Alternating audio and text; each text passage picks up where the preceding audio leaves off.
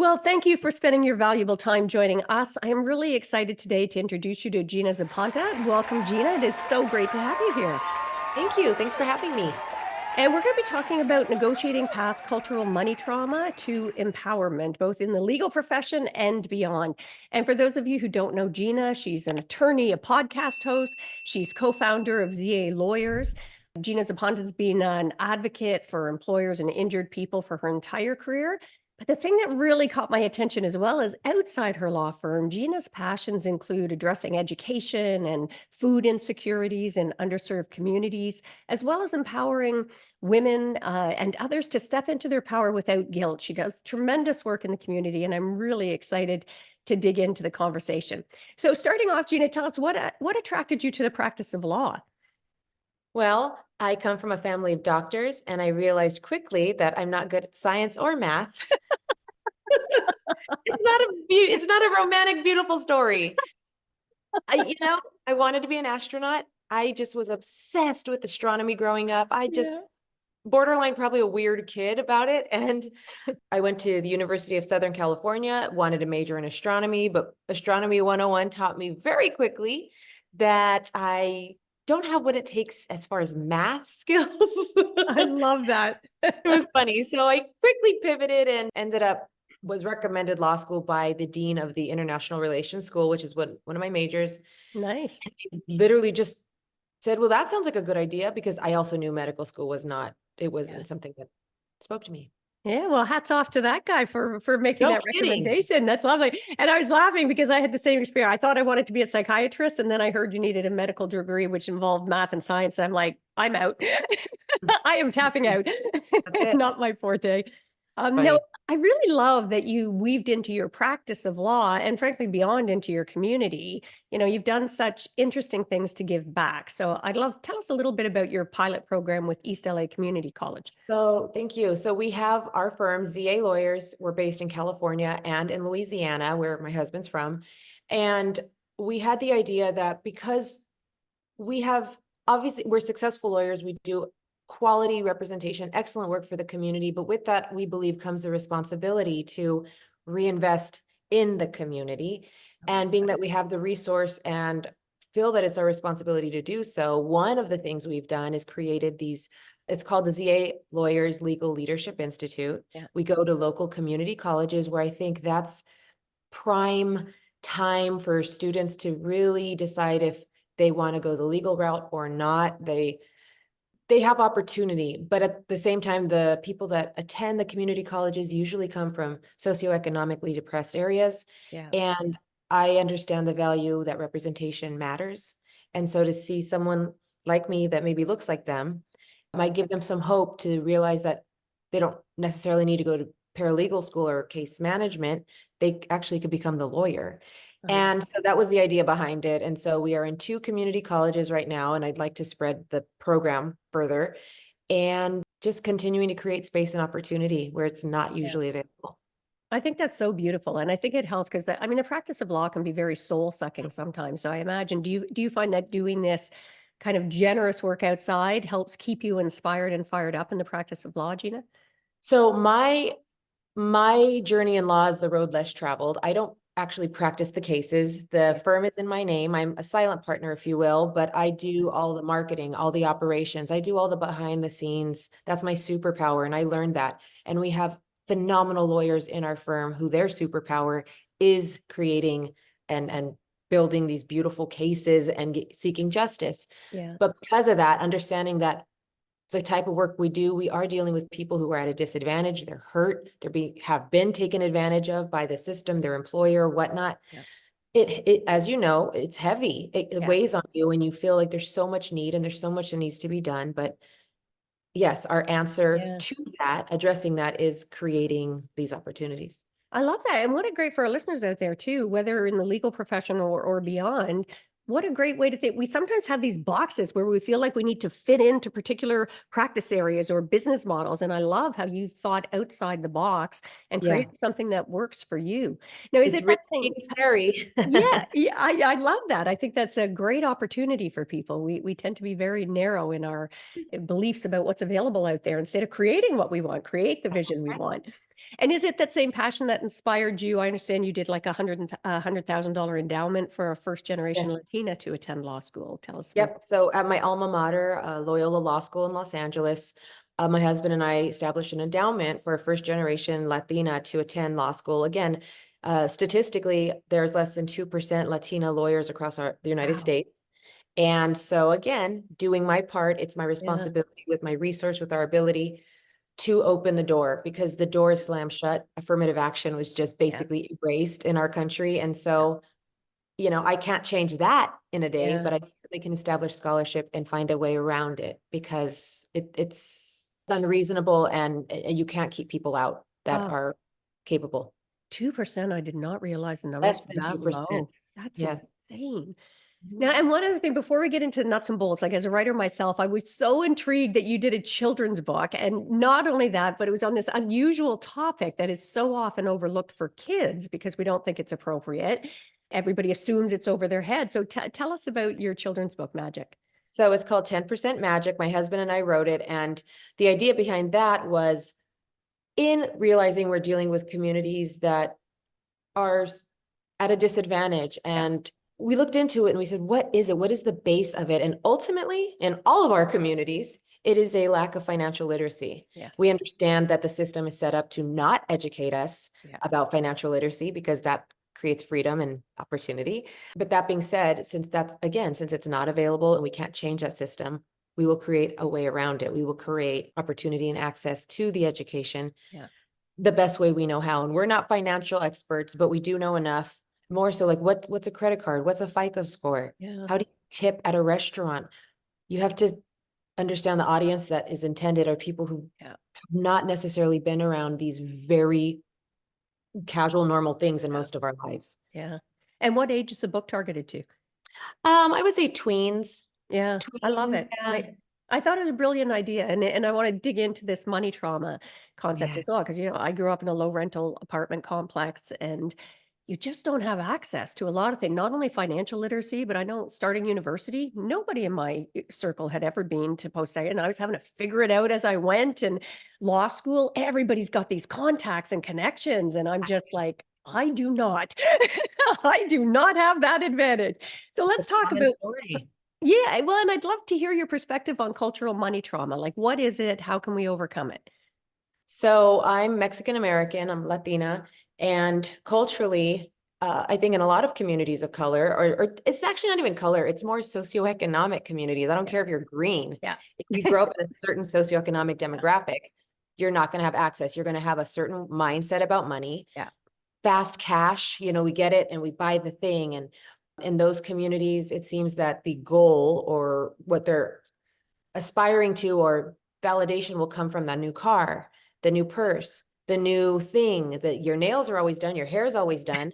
But you see, like, it's just very fast yeah, cash, earn it and burn it. yeah, And there's no emphasis on wealth building and yeah, what that Pandora's box conversation actually means. And why would there be? There's yeah, nobody that reinvests in that conversation or introduces that conversation. yeah, And so the money trauma comes from just cyclical mind poverty mindset being taught over and over and over generationally.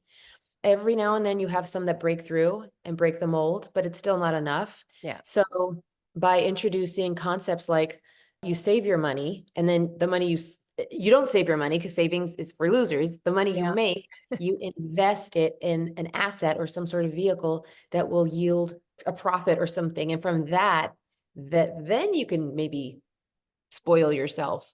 yeah, There's this mentality, and again, I think it's just lack of understanding it, and having these conversations, because people are smart, people are capable. They just don't know what they don't know. yeah, yeah. And it's interesting because I think as you were saying that, it really struck a chord with me. There's layer on layer behind this as well, because even for those who break through, if you can call it that, there's that guilt around it or that 100%. money baggage, and it struck me. I remember, like, the first time I got, I grew up with nothing but used cars, and then, when I finally got, like, a Caddy Escalade, I Oh, would show up for my hearings because I serve and I did social justice law. So I served typically that underrepresented community. And I would show up at the beginning of the hearing and I would be embarrassed about my vehicle and drive around the building to park in the back. And it took me a long time to recognize, oh my gosh, this ripples over. I undercharge my clients. I don't own my own oh, value. So I'd love it's to an hear your thoughts onion. on that. Yeah. Oh, Yeah. absolutely. It's an onion. And I was not raised in that situation. My dad was an orthopedic surgeon, so I was raised very well off. Yeah. But interestingly enough, he was the first in his family to Okay. have an education, and his brother became a neurosurgeon. And so these two young Latino boys from East Wow. LA come out. They are just a success story beyond. Like people didn't know they were unicorns. Yeah, I bet. But I distinctly remember, and I appreciate you saying that, that we would have family meetings. And now as an adult, I can see my dad was struggling with so much guilt Yes. of being the first, like you said. Yeah. We lived extremely well. And so to us, we didn't know that was our Yeah. baseline. But I saw, now I see how he struggled and he put a lot of guilt on us. And I remember comments like, you should never think you're better than the garbage collector's child. Oh my And God, I'm that was just my like, dad's. well, I don't. Like, what do I know? I'm just like, I don't think that. Yeah. But he just kept hammering that kind of mindset. And so even now, having means to have nice things, I still struggle. I'm like, well, I shouldn't get that purse, or I shouldn't go on those vacations. I Yeah. shouldn't. Yeah. And Yes. just working through, there's this guilt associated with it. Like, well, other people can't do that, and you don't want to be a show off. What are we doing all this for then? What are we doing? Okay, fine. Yeah. Then let's not do anything, and then let's not show off, and let's not have anything. Does that make Yes. you feel better? Ah. Well, and I love that you do this work about money trauma and that you call it money because it really is a form of trauma. And I remember doing a It is. money exercise once where they would shoot at you. I don't know if you've done it, where they'd go, money is boom. And you had to right off the bat and you'd go through this whole thing and then switching the words, rich is this, wealthy is this. Ooh. And so many of my answers showed that deep conditioning. Money is greed, right? Money is Ooh. extravagant. And so I had to do a lot of work on that sort of money trauma.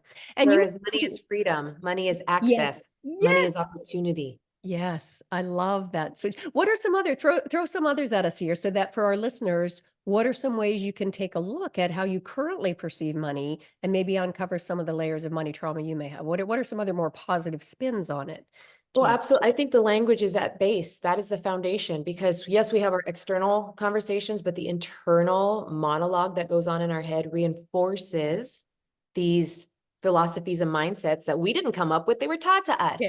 So if you see it and look at it in the eye for what it is, Yeah. you want to have that extravagance. Stop sentence, period. Back up, define extravagance. Yeah. Okay, defined. Now back up even further. Why is that an extravagance? Who told you that's an extravagance? Like, Yes. why do you have that mind? Yeah. Because you didn't come up with it on your own. You learned that from someone. Yeah. Well, it's because in my community, if I show off, people are going to think I'm too good for them. And they're going to say, they're just showing off or well, aren't you trying to not be in that community anymore? Uh-huh. Aren't you trying to elevate and grow? Yeah. And it's just so Yeah. compounded and there's so much, but truly, it's something everyone can do. It's the greatest equalizer is having the internal conversations, and it takes work and it doesn't Yeah. feel good. And it's Yeah. shocking when you consistently stop Yeah. yourself, you're like, holy crap, Yeah. Yeah. you've been living like a robot and like Yeah. suffering because of it. And you don't have to. Yeah. And look at the way you live your life. What a great example as well about the good that money can do. I mean, you've got $100,000 endowment. You have these internships. You're giving back to the community. You've got books out there. I mean, Yes. there are tons of ways that when you allow yourself to get into a position where you have the resources, where you have some power, you can give back to the community in unexpected ways. And I And mentor a lot of students, a lot of students. And this is absolutely one of the things I tell them, what you just said. I tell them I'm in this game to be a billionaire. yeah. I am in this to make money. And then I stop. And then you just see like that look. Because even saying that right now, you're probably like, but you get it because you're already I like there. get it. Still, Yeah. still triggered some part of us. Oh, Even yeah. me saying it, I'm just like, no, I Yeah. am absolutely in this to be a billionaire. One, why not? Because I can. Yeah. Something no one has ever told us. Yeah. Two, because my money, I now have power. Money Yes. is power. Money is freedom. I Yeah. can hire people to do things for me, which frees up Yes. my time so that I can do what I want. Yeah. I could be a mom, a wife, Yeah. exercise, vacation, whatever. Yes. Yeah. I do all So, that to community, to elect officials. yeah. It's beyond me, you know? And I love that you mentioned about time because again, it took me a long time to get over it. I did a lot of driving for my work back and forth to the city or, out of province, out of state. And I finally got to the point where I'm like, this is crazy, adding up all of those hours where I could be productive and doing other things to generate. So I started hiring somebody to drive me and I got, you know, 5 hours a day of extra time to be able to create and make a difference. Now we've Brilliant. I do the same thing. I have a driver. and oh my gosh, what a game changer. And it just seems so decadent to me. And that goes back to that sort of money trauma, that cultural baggage, that class baggage, if you will. Ah, Now, we've talked about power a bit, and I know I love, again, you've just got so many balls in the air. I think it's beautiful. You've got an Empower Hour movement. I think you invite women in particular sort of shun those cultural and societal trauma. So tell us a little bit about what that looks like and some steps for our listeners. What can they do or what steps can they take to shed some of that trauma? sure. So I started the Empowered with Gina platform. It originally started as Empower Hour, where I would host these Zooms in COVID for an hour once a week, just as a place for people to connect and talk and for me to be around community. Yeah. And it has morphed into this platform where I've pivoted away from the firm.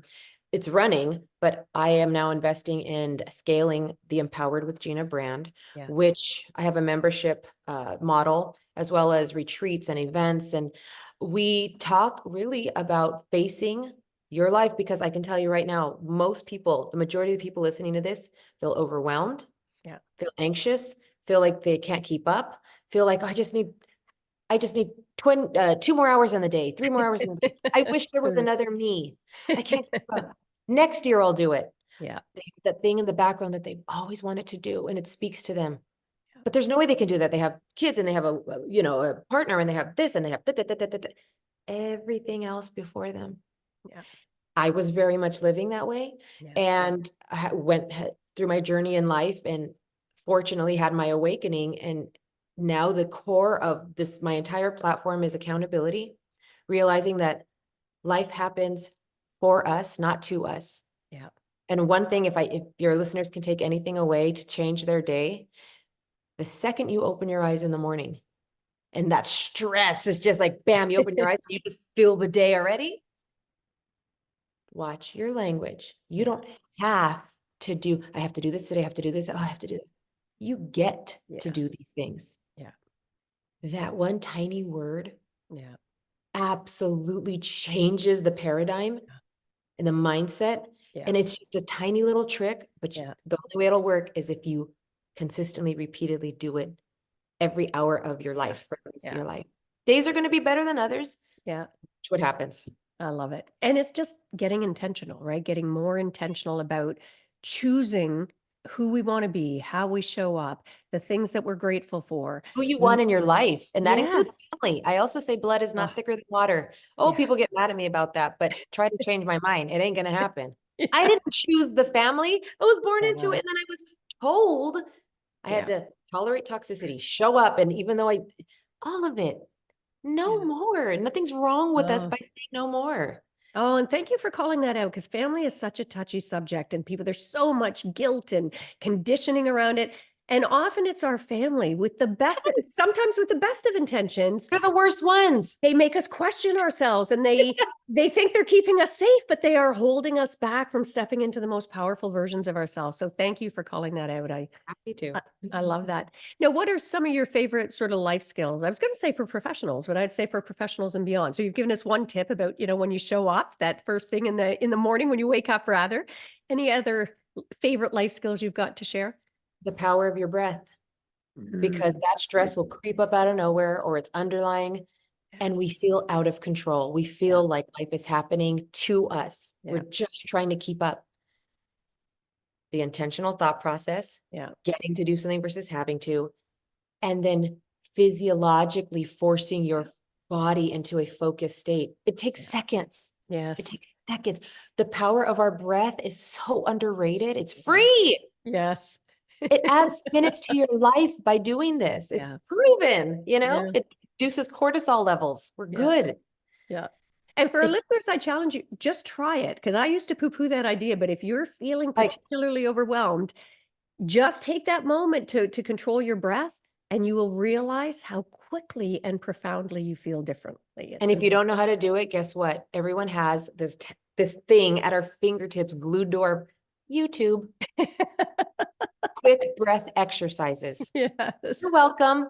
Yes, that's so true. Even just box breathing, right? 4 in, hold for 4, 4 out, hold for 4. It does not get any simpler than that. It Yeah. changes everything. Yeah, yeah. And Yes. especially in conflict situations even, I often say that in negotiations, whether with your significant other or your kids or in a big business deal, when you're about to get reactive, just take a few seconds of deep breaths to be able to ground yourself and remind yourself who you want to be. So such a That's it. beautiful tip.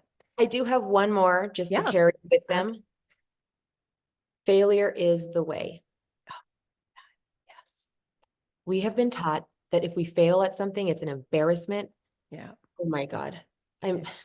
and you own that, you live with that failure, you Yeah. lead with that failure, you're limited by that failure. Yeah. Versus I attempted it, I executed it, and it Yeah. didn't work out the way I thought it would. Oh, I love Big deal. You did it. it.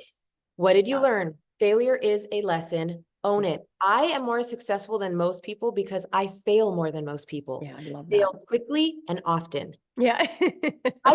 We fail more than we succeed. That's why we succeed. Yeah. That's It, it's another something we weren't taught. a game changer, a big game changer. I have a friend who called them fail-abrasions, which I love. And, my kids are in their 20s now. If I had it to do over again, and you say you've got a 2-year-old running around there. So I Yeah, would every night at the dinner table say, what did you fail at today spectacularly? And what did you learn from it? And celebrate those failures. So we change our conditioning. I thought that was so beautiful. what did we fail into today? Yes, so good. No, we've been talking about life skills for success, and I think in part it depends on our definitions of success, which I sort of have been having a series of mini epiphanies about. So I'd love what does success mean to you, Gina? Peacefulness. Mm, beautiful. Yep. No Oh, matter high or how low or whatever it is, I am successful if I'm able to maintain a peaceful mindset, yeah, despite the curves that life throws us, which is often. yeah, How can I yeah, not be triggered? How can I not take things personal? How can I not be offended? How can I not be hurt by that? How yes. can I not removing the ego allows us to be peaceful. Oh, And so that's success to me. oh, that is so beautiful. And speaking of Yeah. ego, because I do think our current systems are very ego driven. We've been so conditioned to be driven by that ego. Do you have any tips on how to manage big egos or strong personalities to find more creative solutions to get those better outcomes, especially amongst diverse personality types?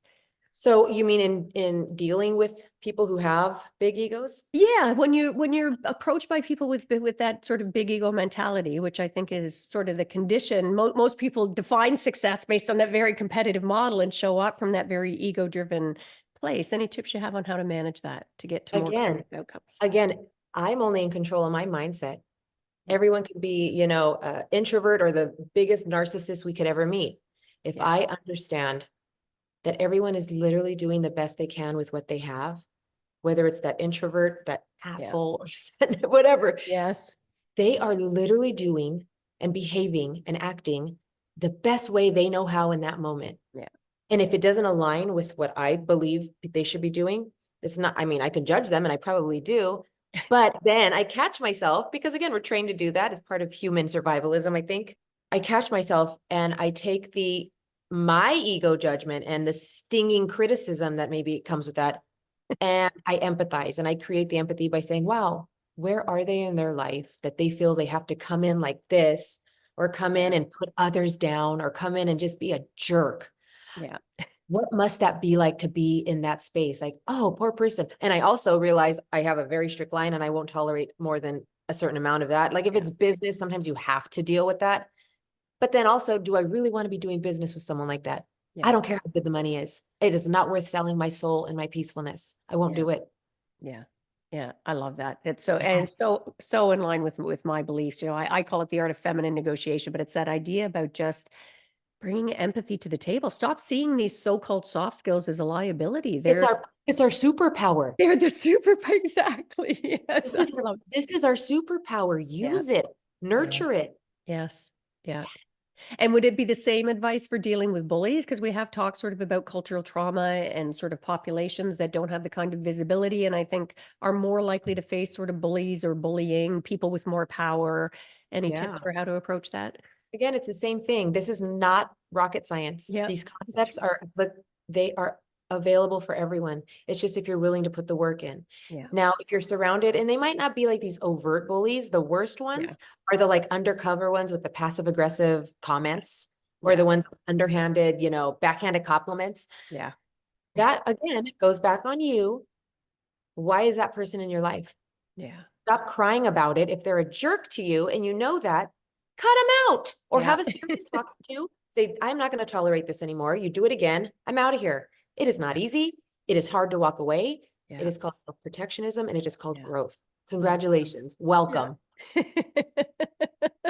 So beautiful. And again, for our listeners, I want you to really take that message home that, this is a couple of times now, Gina's talked about that curating your environment. Like you get to control that to a very large extent. You get to decide who's in your inner circle. So, I invite all of you, take a look at your inner circle. And if there are not people there who inspire you, who lift you up, who make you want to be the best possible version of yourself, then maybe it's time to do something about that Yes. inner circle. So Yep. it's beautiful. Absolutely. Beautiful. Now, what do you see as the key sort of skills or hallmarks that make for a great negotiator? And when I use that term, I think all of life is a negotiation. So whether Okay. it's negotiating your intimate relationships or your, big business deals, what do you see as you've talked about empathy. I assume that's one of Yes. them. What else would you And suggest? again, remove your ego. Approach any negotiation, whether it's business or just anything, Yeah. understanding that this is not a personal attack on you. That person is in that position trying to do the best they can for themselves. Yeah. That makes perfect sense. They're not trying to attack you. They're not trying to hurt Yeah. you. They're not trying to undervalue you. Now, if you're a position at work, perhaps where they're undervaluing you, well, then that's just basic Yeah. economics. That is black Yeah. and white. Yeah. You are not getting paid what you believe you're worth. You prove Yeah. your case. They don't value you. That again goes back to you to decide if you want to tolerate that Yeah. or look elsewhere. Not easy, Yeah. but you have a way out. Yeah, that's so good. And Yeah. a lot of what I hear under what you're saying too is about getting curious, right? I call it the art of fascination. Like when you're faced with that bully, you say, okay, what caused them to be this Yes. way? I love your approach You to it. don't fall apart and we're like, I'm hurt. That's Yeah. so, I don't deserve that. Get that word out of your mouth. It's not about deserving. Yeah. It's not Yeah. That's beautiful. Yeah. Just get curious. And what do you see as the key reasons negotiations fail? that. People lean into their ego. Well, Yeah. I'm not going to tolerate that. Yeah. I am not going to put up with that. No, So, take a step back. yeah. Try to remove yourself from the situation. Try to Yeah. be so unrelated so that it's just a black and white decision. Yeah. Like you got to give and take a little bit. It's okay. Give, take, Yeah. you don't burn your bridges ever. My dad taught me that. And it is something I continue to work on all Yeah. the time because I'm fiery like a Latina. And so, I get bam. But that's my journey. I choose every day to be accountable Yeah. because I know I've been conditioned and trained to react and be, Yeah. that way. Yeah. So Oh, I said we have such parallel views about this. I love your perspective. I often say likewise. ego, attachment, and reactivity are one of the, three of Whew. the seven deadly sins of negotiating and showing up in business. First, Now, I know you've got a hard stop today, and I appreciate you've packed so much value into such a short time for us. I normally like to end by asking, what's one of the greatest mindset shifts that you've ever had in your life? Doesn't even have to be about what we've been talking about, just one of those aha moments that has you think differently, show up differently. when I had my daughters and I realized that I was responsible for what a little girls would understand is their baseline for self-love and Yes. what one should tolerate in life. Do we tolerate good enough? Or we have one life, the clock is ticking, we're going to go for it, we're going to fail forward, and we're going to keep going. Oh, that is gorgeous. Oh my gosh, what a beautiful messaging. And I love when you said daughters, because I think for women in particular, from a very young age, we're conditioned to play small, keep ourselves small, right? We Not my don't girls. have the room. for that. You should meet them. It's so good. As I say to my clients, I make them do a brag list, write down 20. And when I'm doing workshops, it is amazing to me, Gina. I'll ask them to list 25 things that they love about themselves. And invariably, half the room sit there like deer in the headlights. Insane. It's insane. Yes, It's like hesitant or not able to see it in themselves, a combination of the above. It's incredible. So where can people learn more about you? Tell us, and we'll make sure to put all of these in the show notes in terms of your book and your programming, but tell Thank us where you. you want people to go. So primarily two places. I'm on Instagram. I'm on TikTok too, but mostly Instagram. It's called Empowered with Gina, altogether, Gina. Yeah. And then my website, empoweredwithgina.com, and you'll learn about the membership, the retreats, my events. And it's such a beautiful community, and it's a collective of like-minded, aligned women who are truly getting curious and finally making the moves instead of just thinking about it. Instead of scrolling continually and getting inspired by those quotes that make you feel warm and fuzzy, they're actually taking the baby steps to Yeah. make the change in their life. And so Yeah. I'm super grateful for this community. Oh, that's beautiful and so needed. We need to be talking about this more. So I encourage you, go join the community, get in the Thank you. conversation, and be making a difference. So thank you so much, Gina. This has been lovely. It's been a pleasure having you here. Likewise, Cindy, thank you for having me. And I'm sure for our listeners that you guys have got loads of value from this. Make sure to read, listen. We covered a lot of ground. We were all over the map here with some great tidbits for living a better life. Make sure to subscribe to the podcast if you haven't done that already. And give the gift of sharing. Share this episode with people that you think could benefit. And frankly, these are really important life skills, so anybody can benefit from that. And before we sign off today, just want to share some ways we can work together if you're looking to uplevel your life negotiation skills. I've got everything from online to group to my signature one-on-one mastermind and VIP experiences to help you better leverage your innate power to get more of what you want and desire in this beautiful life you've been given. So if that sounds interesting, check out our website at artoffemininenegotiation.com. Be sure if you haven't yet, check out my book, The Art of Feminine Negotiation. And that is a wrap for this episode. Until next time, go forth and negotiate your best life on your terms so you can stop missing out and start getting more of what you want and deserve from the boardroom to the bedroom. Until next time, take care.